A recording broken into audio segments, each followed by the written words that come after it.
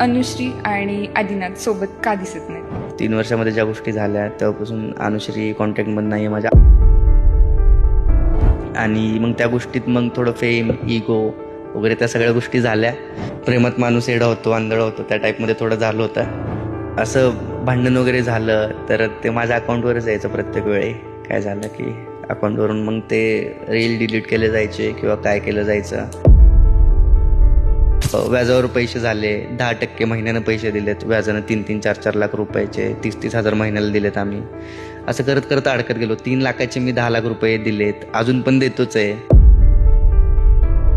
आता म्हणजे एवढं मी गाडी घेतली होती नवीन, इवन ती आता सेल करतोय मी.